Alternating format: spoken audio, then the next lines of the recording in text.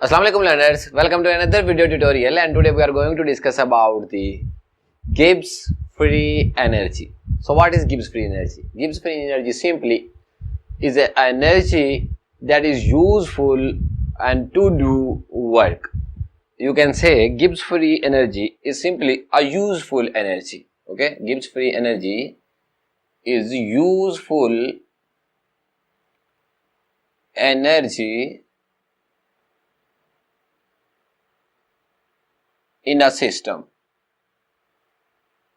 या फिर आप ऐसे भी कह सकते हैं कि Gibbs free energy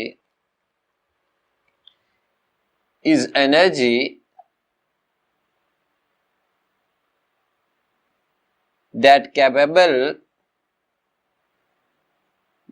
is capable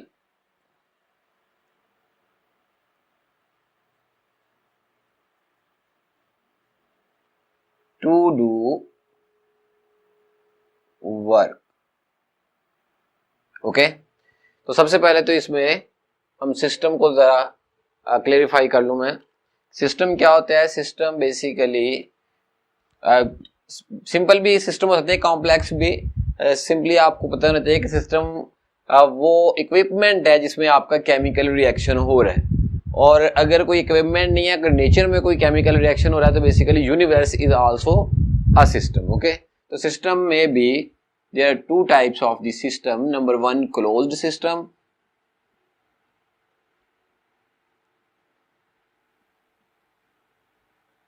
number two, open system.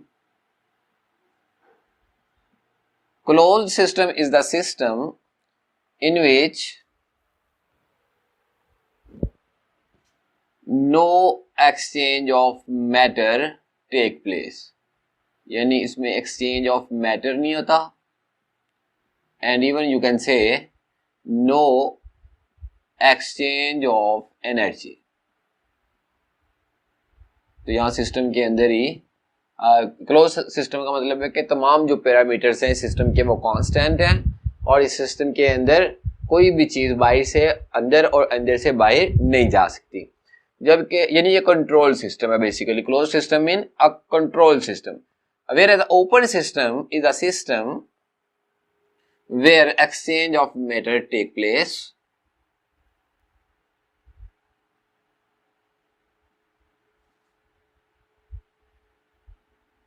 and even you can say exchange of energy take place. Let's suppose that we are discussing about the autotrophic cell.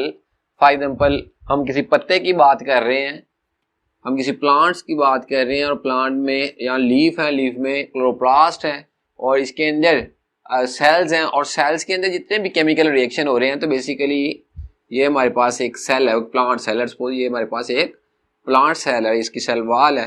तो ये जो सेल है इसके अंदर जितने भी केमिकल रिएक्शन हो रहे हैं तो ये पूरा एक सिस्टम है. बट ये जो सिस्टम है, इस अगर यहाँ पे सूरज निकल आए तो सनलाइट से ये सिस्टम जो है ये फोटोसिंथेसिस स्टार्ट कर देगा. तो इस तरह का सिस्टम जिसमें एनर्जी एक्सचेंज हो रही हो अपने सराउंडिंग्स में, या मैटर्स जो exchange of matter take place हो रही है सराउंडिंग्स में, एनवायरनमेंट से, तो हम कहेंगे इस तरह का सिस्टम को क्या कहते हैं? Open system. जबकि क्लोज सिस्टम कौन सा सिस्टम होता है? जिसमें एनर्जी या जो मैटर है बेसिकली वो सराउंडिंग या एनवायरनमेंट से एक्सचेंज नहीं होता है. तो दोबारा से देखिए, what is Gibbs free energy? Gibbs free energy is a useful energy in a system. किसी सिस्टम के अंदर जो एनर्जी मौजूद है और वो यूजफुल है, या फिर energy that is capable to do work is called Gibbs free energy and it is denoted bye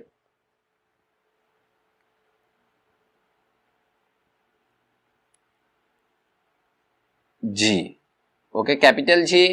And change in Gibbs free energy delta G, denoted by delta G, and delta G may be is equal to G2 minus G1 for any chemical reaction.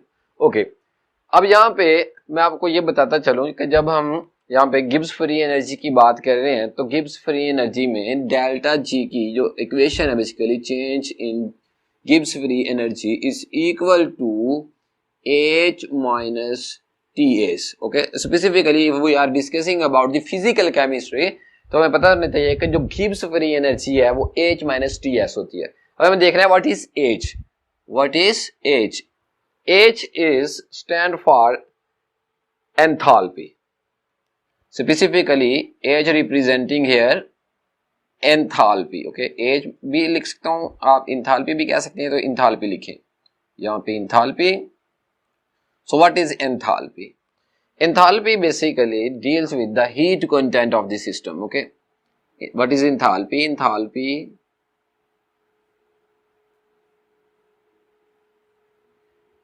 is the heat contents of the system. Okay, और यहाँ पे मैं दो approaches से आपको बताना चाहूंगा enthalpy के बारे में, लेकिन मैं पहले दोबारा से इस फार्मूला की तरफ आपकी तवज्जो जाता हूँ कि डेल्टा जी यानी गिब्स फ्री एनर्जी का जो चेंज है इज इक्वल टू वो H minus TS. Okay, specifically आप यहाँ पे लिख सकते हैं कि डेल्टा H यानी change in enthalpy and change in S. S stand for entropy. Okay, S stand for entropy. जबकि इसी इक्वेशन को मैं दोबारा से रिप्रोड्यूस करूंगा यहां पे G is equal to H minus TS. Okay, अब मैं change in Gibbs free energy नहीं देख रहा, बल्कि मैं गिब्स फ्री एनर्जी की बात कर रहा हूं. तो गिब्स एनर्जी कौन सी, गिब्स फ्री एनर्जी कौन सी है? वो एनर्जी जो कि यूजफुल एनर्जी है. जबकि H क्या है? H है total energy of the system. H क्या है? Total energy of the system. और खास तौर पे जब हम फिजिकल केमिस्ट्री की बात करें, नॉट बायोकेमिस्ट्री. बायोकेमिस्ट्री में एज को हम total energy of the system एक तरह से नहीं कह सकते, क्योंकि बायोलॉजिकल सिस्टम में जो हीट है बेसिकली वो ट्रांसपोर्ट नहीं होती, या उस हीट से वो हीट जो है वो स्पेसिफिकली इन हेटरोट्रॉफ थर्मोरेगुलेटर्स एनिमल्स, यहाँ पे जो हीट है बेसिकली वो रेगुलेट हो जाती है और कंट्रीब्यूट नहीं करती किसी किस्म के केमिकल रिएक्शन में. इसलिए हम ये कह सकते हैं कि जो हीट है फिजिकल केमिस्ट्री में हम कह सकते हैं इसे कि ये total energy of the system है. Okay, and S stand for entropy. Okay, S यहाँ पे किस चीज को जाहिर कर रहा है? एंट्रोपी को. जबकि T जो यहाँ पे रिप्रेजेंटिंग हियर टेम्परेचर.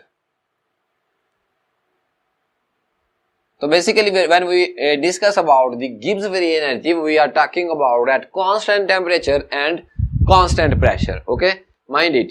जब हम Gibbs free energy की बात कहते हैं तो Gibbs free energy is a useful energy in a system at constant temperature and even at constant pressure. Okay. अच्छा, अब देखिए, अब हम आगे दोबारा उसी फार्मूले पे delta G representing change in Gibbs free energy. Change in Gibbs free energy is equal to delta H. What is delta H? Basically enthalpy. What is H? H is also called enthalpy. And what is enthalpy? Enthalpy is the heat content of the system. Okay, and enthalpy is the energy of the total energy of the system. इस total energy of the system से अगर हम ये temperature और ये entropy को minus कर दें तो हमारे पास जो पीछे चीज रह जाएगी वो क्या है? वो यूजफुल एनर्जी है, that's called Gibbs free energy. और इसी तरह यहाँ पे enthalpy is the heat content of the system. तो यहाँ पे change in enthalpy delta G is equal to change in enthalpy, और चेंज इन एंथैल्पी से चेंज इन एंट्रोपी को माइनस कर देंगे किसी भी केमिकल रिएक्शन के लिए. जब उस केमिकल रिएक्शन की एंट्रोपी को और केमिकल रिएक्शन के टेम्परेचर को माइनस कर देंगे इस एंथैल्पी की चेंज से, तो हमारे पास जो वैल्यू आएगी वो change in Gibbs free energy आएगी. और वो change in Gibbs free energy basically हमें रिप्रेजेंट करता है कि सिस्टम के अंदर कितनी एनर्जी मौजूद है. ओके, फ्री एनर्जी बेसिकली कितनी. बेसिकली ये हमारा मेन टॉपिक नहीं है, हम गिब्स फ्री एनर्जी को फर्दर लेके जाना चाहेंगे, लेकिन उससे पहले मैं बताता चलूं कि एंथैल्पी जो है इसकी एक और डेफिनेशन है जो बड़ी टिपिकल है, और खासतौर पे बायोकेमिस्ट्री के पॉइंट ऑफ व्यू से कि इट रिफ्लेक्ट अबाउट, ओके, या it's about enthalpy reflects about number and kinds of bonds, okay. यानी एंथैल्पी का सिर्फ ये मतलब नहीं है कि enthalpy is the heat content of the system, but enthalpy का क्या मतलब, enthalpy is it's reflect about the number and the kinds of bonds. यानी हमारे पास, लेट्स सपोज हमारे पास एक केमिकल रिएक्शन है A plus B and this is reversible reaction and here are products C plus D, okay. इस chemical reaction में हमारे पास ये जो रिएक्टेंट है, इन रिएक्टेंट में कौन से बॉन्ड है, okay, types of bonds and kinds of bond, और वो जो बॉन्ड्स हैं वो कौन से हैं, सॉरी, टाइप्स और काइंड्स ऑफ बॉन्ड की बात है यहाँ पे, types and the number of bond, यानी कौन सी किस्म के बॉन्ड्स हैं और कितने बॉन्ड है, ओके। ये चीज मैटर करती है बेसिकली, जो कि रिप्रेजेंट करती है total energy of the system को। इवन बायोलॉजिकल सिस्टम को हम कह सकते हैं कि enthalpy is representing here biological system की टोटल एनर्जी, और उसमें से माइनस करेंगे एंट्रोपी, जो कि बेसिकली क्या है, एंट्रोपी जैसे हमने लास्ट वीडियो में डिस्कस किया था, entropy is disorderness of universe, disorderness of the system या disorderness of the universe, okay. तो इस एंट्रोपी को, इस टेम्परेचर को माइनस कर देंगे तो हमारे पास गिब्स फ्री एनर्जी निकल आएगी। अब हम बात करते हैं what is standard free energy. अभी हमने बात किया फ्री एनर्जी की या गिब्स फ्री एनर्जी की, और गिब्स फ्री एनर्जी के बाद हम बात करने जा रहे हैं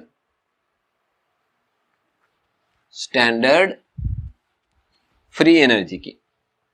तो अगर आपको गिब्स फ्री एनर्जी का कॉन्सेप्ट पता चल गया है तो आप यकीन माने आपको स्टैंडर्ड फ्री एनर्जी का भी पता चल चुका है, ओके। स्टैंडर्ड फ्री एनर्जी क्या होती है, अब हम इसके बारे में जरा देखेंगे। What is standard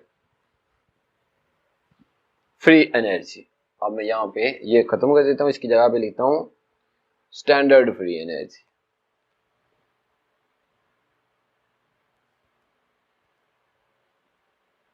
okay. Standard free energy technically ये भी गिब्स फ्री एनर्जी ही है in typically, but Gibbs free energy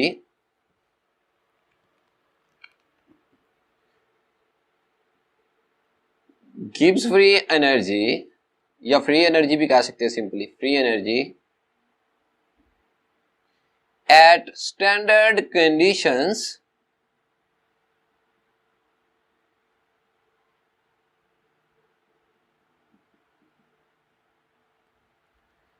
called standard free energy and it is denoted by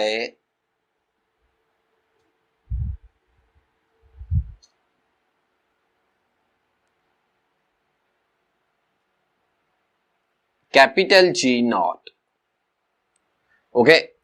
यानी गिब्स फ्री एनर्जी को हम G से रिप्रेजेंट कर रहे थे, जबकि स्टैंडर्ड फ्री एनर्जी को हम किससे रिप्रेजेंट करते हैं, कैपिटल G नॉट से, ओके। अब हम देखते हैं what is standard free energy and what is the difference between the standard free energy and the Gibbs free energy. जैसे कि मैंने कहा कि गिब्स फ्री एनर्जी क्या है, Gibbs free energy is the energy to do useful work, okay, या फिर energy that is capable to do work, यानी किसी केमिकल रिएक्शन को करवाने के लिए अगर कोई एनर्जी अवेलेबल है तो वो फ्री एनर्जी है, उस फ्री एनर्जी को हम गिब्स फ्री एनर्जी कहते हैं। और साथ हमने कहा है at constant temperature and constant pressure. जब हम बात करें स्टैंडर्ड फ्री एनर्जी की तो हम बताएंगे कि वो जो कांस्टेंट टेम्परेचर है वो कितना है, ओके। तो यहाँ हम स्टैंडर्ड कंडीशन, यहाँ पे जो ये लफ्ज इस्तेमाल हुआ है स्टैंडर्ड कंडीशंस का, तो हम बेसिकली उन कंडीशंस को जो गिब्स फ्री एनर्जी में हमने मुबहम सा कह दिया कि they are constant temperature and constant pressure. अब हम यहाँ पे कांस्टेंट टेम्परेचर और प्रेशर बताएंगे कि वो कितना होगा, और वो अगर standard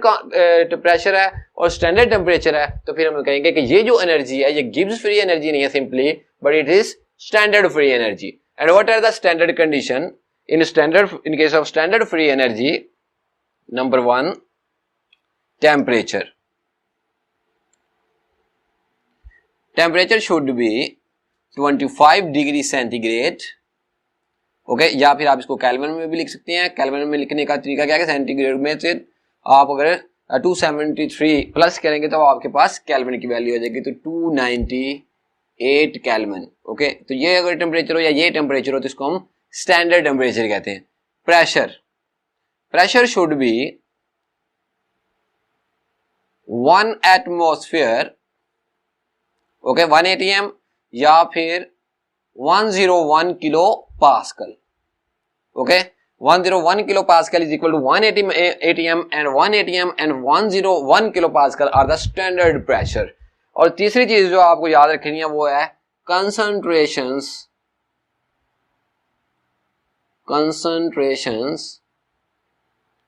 of the reactant and the product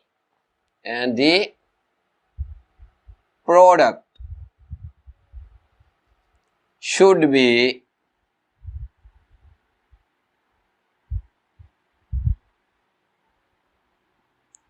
in moles. Okay, यानी हमारे पास रिएक्टेंट और प्रोडक्ट की जो कंसंट्रेशन है वो मोल्स में रिप्रेजेंट करनी चाहिए हमें, या वो मोल्स में होनी चाहिए।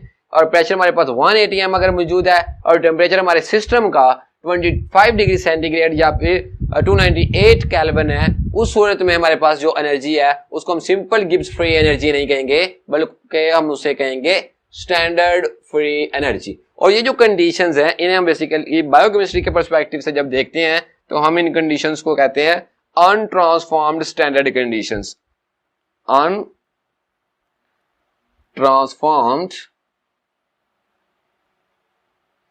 Standard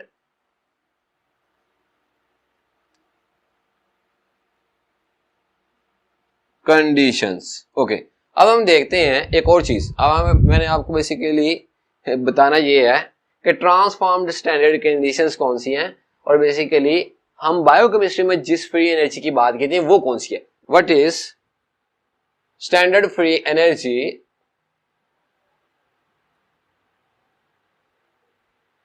in biochemistry. ओके, अब बायोकेमिस्ट्री में स्टैंडर्ड फ्री एनर्जी की बात करने लगे।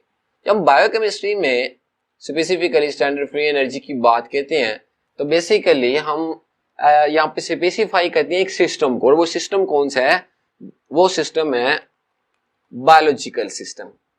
कौन सा सिस्टम है हमारे पास, यानी एक सेल है हमारे पास, या टिश्यू है, या फिर हमारे पास कोई लिविंग ऑर्गेनिज्म है। तो ये यहाँ पे मैं लिख रहा हूँ बायोलॉजिकल सिस्टम।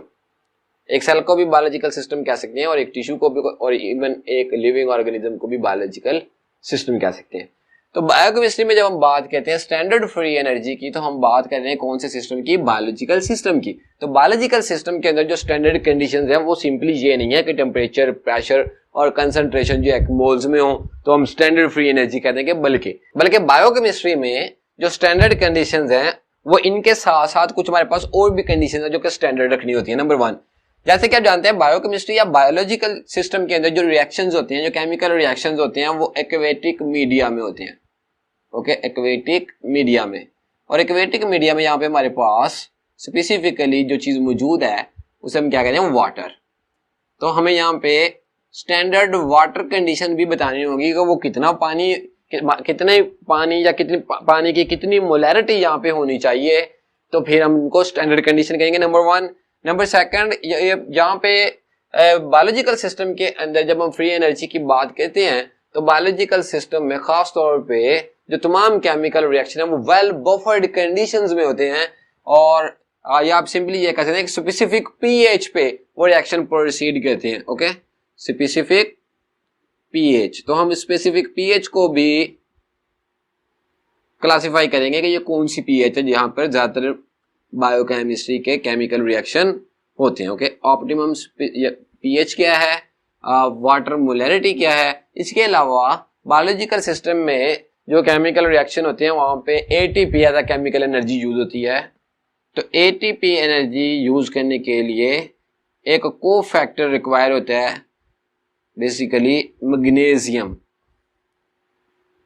ओके, तो हम ये स्पेसिफाई करेंगे कि हम कितनी अमाउंट में मैग्नीशियम चाहिए होता है। तो अब हम बात करेंगे अनट्रांसफॉर्म स्टैंडर्ड कंडीशन की। मैं ये पहले बात की, वो जो तीन है अनट्रांसफॉर्म स्टैंडर्ड कंडीशन अगर मौजूद हो तो गिब्स फ्री एनर्जी को अनट्रांसफॉर्म स्टैंडर्ड कंडीशन में हम क्या कहते हैं, स्टैंडर्ड फ्री एनर्जी। अब हम देखेंगे ट्रांसफॉर्म्ड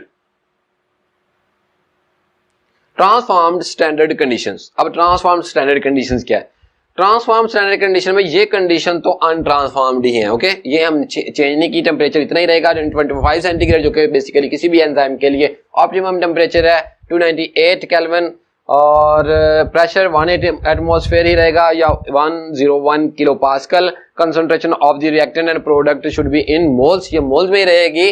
जबकि वाटर की जो मोलैरिटी है वो हम यहाँ पे बताएंगे, स्पेसिफाई करेंगे इसमें वो कितनी है, वाटर मोलैरिटी कितनी होती है 55.5 मोलर। ओके, और इसको कैसे निकाल सकते हैं आप? अगर आपको इस कॉन्सेप्ट को जानना है तो आपको पता होना चाहिए कि अगर ये मेरे पास वाटर का फार्मूला है और इसका एटॉमिक मास मेरे पास है 2, okay, 1 hydrogen for 1 and 2 hydrogen for 2, and oxygen का जो मोलेकुलर एटॉमिक वेट है वो मेरे पास है 16, तो ये मेरे पास बन जाता है 18, and 18 gram is equal to 1 mole. Okay, and 1 gram is equal to 1/18, and 1000 gram water is equal to 1/18 into 1000, तो ये हमारे पास आ जाएगा 50.5, और ये हमारे पास आ गई इसकी मोलैरिटी। याद रखें 1000 ग्राम या 1000 ग्राम को आप 1 kg भी कह सकते हैं। 1 kg water is equal to 1 litre water, and 1 litre water is equal to 1 dm cube water. Okay, तो यहां पे अनट्रांसफॉर्म कंडीशन के साथ हमने एक और कंडीशन क्या बताई कि जो बायोकेमिस्ट्री या बायोलॉजिकल सिस्टम के अंदर जो केमिकल रिएक्शन हो रहे हैं या सेल्स के अंदर जो केमिकल रिएक्शन हो रहे हैं वो वेल बफर्ड कंडीशंस में होते हैं, लिहाजा और एक्वेटिक मीडिया में होते हैं। तो हमें पता होना चाहिए कि हम ये वहां पे स्पेसिफाई करेंगे कि एक्वेटिक मीडिया में जो वाटर कितने मोल्स यूज होते हैं। ओके, तो 55.5 मोलर वाटर यूज हो रहा है यहाँ पे, और हम पीएच स्पेसिफाई करेंगे, यानी वेल बफर्ड कंडीशन से स्पेसिफिकली मुराद है कि कौन सी पीएच पे ये केमिकल रिएक्शन होते हैं। तो ये मोर और लेस न्यूट्रल पीएच, यानी हाइड्रोजन कंसंट्रेशन जो है यहाँ पे let's suppose is equal to hydroxyl ion. Okay, 10⁻⁻⁷, और अगर हम इधर भी नेगेटिव लॉग ले लें हाइड्रोजन कंसंट्रेशन का और इधर भी नेगेटिव लॉग लें तो हमारे पास ये वैल्यू आ जाएगी 7। ओके, तो हम कह सकते हैं कि जो बायोलॉजिकल सिस्टम के अंदर जो केमिकल रिएक्शन होते हैं वो पीएच 7 पे होते हैं। ओके, जो कि समहाउ न्यूट्रल पीएच है। और तीसरी चीज हम यहाँ पे स्पेसिफाई करेंगे कि बायोलॉजिकल सिस्टम में जो एनर्जी यूज होती है वो कौन सी है, वो एटीपी की एनर्जी है, यानी एडिनोसिन ट्राइफॉस्फेट या बायोलॉजिकल एनर्जी। और इस एनर्जी के लिए जो हमें कोफैक्टर रिक्वायर होता है वो कौन सा है, मैग्नीशियम, और इसकी अमाउंट कितनी में चाहिए 1 मिली मोल ऑफ द मैग्नीशियम। सो एक चीज मैंने यहां और बतानी है, ये जो स्टैंडर्ड फ्री एनर्जी हमारे पास बायोलॉजिकल सिस्टम में है इसको हम डिनोट करते हैं, it is denoted bye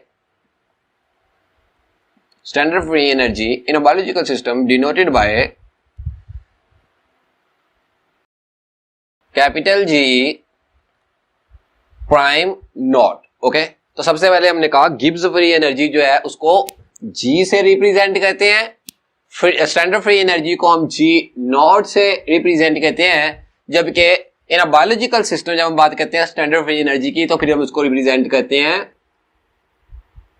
ji prime not. Okay, तो डिफरेंट जो टेक्स्ट बुक है उनमें जी प्राइम नॉट या जी नॉट प्राइम लिखा होता है। ओके, तो आपने इसमें कंफ्यूज नहीं होना। बेसिकली इंटरनेशनल केमिस्ट्री यूनियन के मुताबिक ये इंटरनेशनल वे है लिखने का, तो आप इसी वे को फॉलो करेंगे, जी प्राइम नॉट लिखेंगे तो ये इससे बराबर होगा standard free energy of the biological system. अब हम लास्ट में ये देख लेंगे कि इस सारी चीज हमने आज डिस्कस की है या स्टैंडर्ड फ्री एनर्जी, इसका हमें फायदा क्या होता है। याद रखें, स्टैंडर्ड फ्री एनर्जी जो है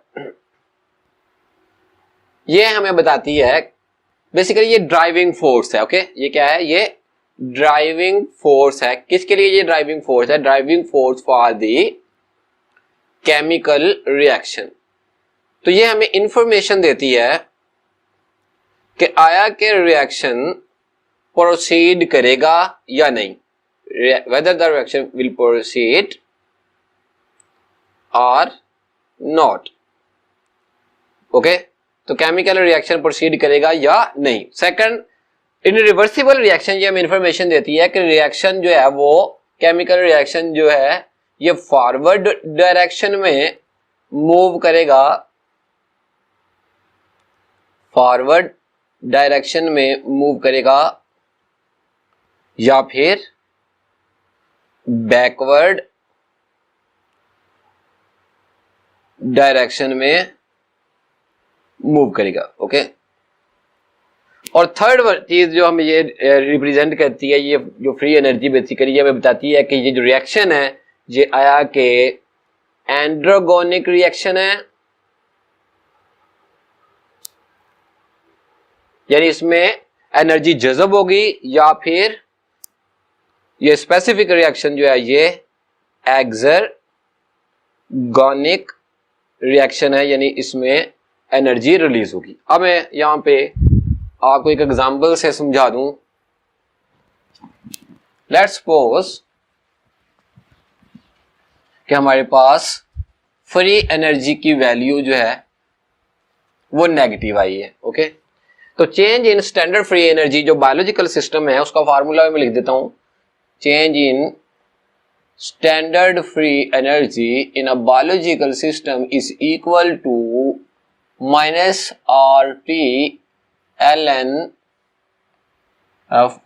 के ई क्यू। ओके, तो बेसिकली ये रिएक्शन का इक्विलिब्रियम कांस्टेंट है, ये हमारे पास नेचुरल लॉग है, ये हमारे पास टेम्परेचर है, और ये हमारे पास गैस कांस्टेंट है। ओके, तो हमारे पास ये पूरा फार्मूला आ गया कि delta G prime not is equal to minus R T L N K E Q. अब के ई क्यू कैसे निकालते हैं? ये बहुत बेसिक सा तरीका है इसका कि हम हमारे पास लेट्स सपोज हमारे पास रिएक्शन है A प्लस बी, और ये रिवर्सिबल रिएक्शन है C प्लस डी। तो हम कहते हैं concentration of the product. Okay, अगर इनके साथ इनकी मोलैरिटी या फिर मॉलिक्यूल्स की तादाद बताइए जैसे 2A, तो फिर हम उन मोल्स को यहाँ पे मेंशन भी करेंगे, लेकिन सिंपली हम इसको डिस्कस कर लेते हैं। तो ये हमारे पास प्रोडक्ट है C D ओवर A, और यहां पे आ जाएगा B। Okay, product over reactant. तो इस तरह से हमारे पास इक्विलिब्रियम कांस्टेंट की वैल्यू आ जाती है। अगर तो के ई क्यू, लेट्स सपोज हमारा के ई क्यू जो है वो 10⁻�0 है, यानी के ई क्यू आया है 1, K E Q is equal to 1। 10⁻�0 का मतलब है 1।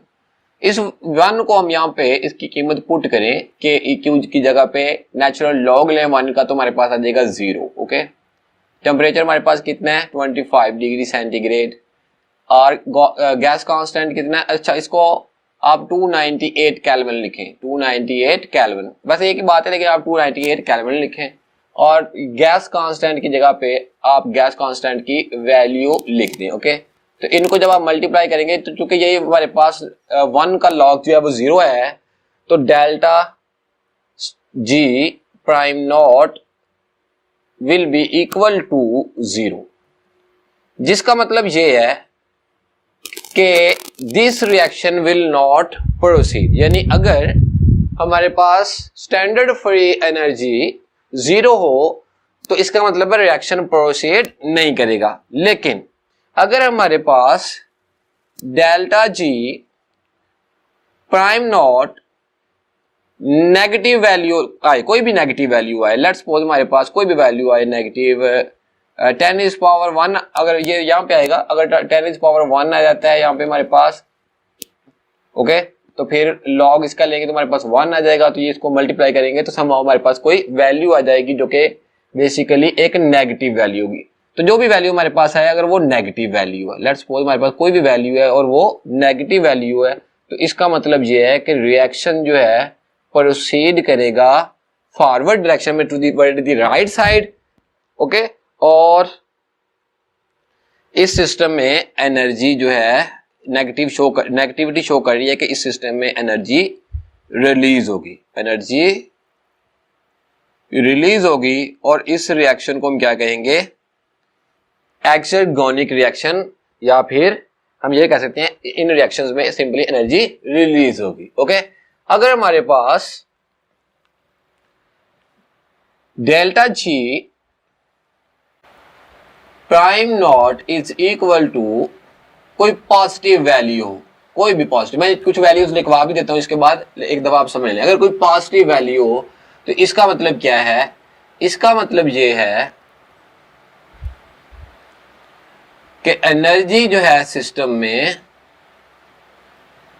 एनर्जी विल एब्जॉर्ब, इस सिस्टम में एनर्जी एब्जॉर्ब होगी, और ये जो सिस्टम है बेसिकली ये सिस्टम बैकवर्ड डायरेक्शन में प्रोसीड करेगा, ओके, टुवर्ड द लेफ्ट। तो ये रिएक्शन बैकवर्ड प्रोसीड करेगा, और इस रिएक्शन को क्या कहते हैं, एंडरगोनिक रिएक्शन, एंडरगोनिक रिएक्शन। आप सिंपली ये भी कह सकते हैं कि अगर नेगेटिव वैल्यू आई है हमारे पास स्टैंडर्ड फ्री एनर्जी की, तो इसका मतलब ये है, दोबारा देखिए, हमारे पास ये लेट्स सपोज हमारे पास ये एक केमिकल रिएक्शन है, और इन प्रोडक्ट की एनर्जी बेसिकली अगर लेस हो, फ्री एनर्जी अगर इनमें लेस हो, तो फिर हमारे पास वैल्यू आती है नेगेटिव, ओके। तो अगर हमारे पास नेगेटिव वैल्यू आई है, इसका मतलब है कि जो प्रोडक्ट है वो लेस एनर्जी का है as comparative to product, okay. तो बेसिकली जब भी कोई कॉम्प्लेक्स मॉलिक्यूल सिंपल मॉलिक्यूल्स में टूटेगा, ओके, तो इसका मतलब है entropy will be increase, entropy बढ़ जाएगी। और अगर एंट्रोपी बढ़ जाएगी तो याद रखें एंट्रोपी का एनर्जी से, फ्री एनर्जी से क्या रिलेशन है, एंट्रोपी का फ्री एनर्जी से क्या रिलेशन है, entropy is inversely proportional to the free energy, okay. अगर एंट्रोपी बढ़ रही है तो इसका मतलब है फ्री एनर्जी कम हो रही है, ओके। तो यहाँ पे फ्री एनर्जी क्या नेगेटिव वैल्यू आएगी, और नेगेटिव वैल्यू शो कर रही है कि फ्री एनर्जी यहाँ पे रिलीज हो रही है, और ये जो चीजें बन रही हैं हमारे पास ये बेसिकली लेस एनर्जेटिक हैं as comparative to the reactant. और दूसरे केस में जब हमारे पास फ्री एनर्जी की पॉजिटिव वैल्यू आए तो आप इसको वाइस वर्सा कंसिडर कर लेंगे। It is all about the Gibbs free energy, standard free energy and biological system में स्टैंडर्ड फ्री एनर्जी। उम्मीद है आपको टॉपिक की अंडरस्टैंडिंग होगी। अगर आपके कुछ क्वेश्चंस हैं तो आप कमेंट सेक्शन में अपने सवालात पूछ सकते हैं। अंटिल नेक्स्ट टाइम, अल्लाह हाफिज।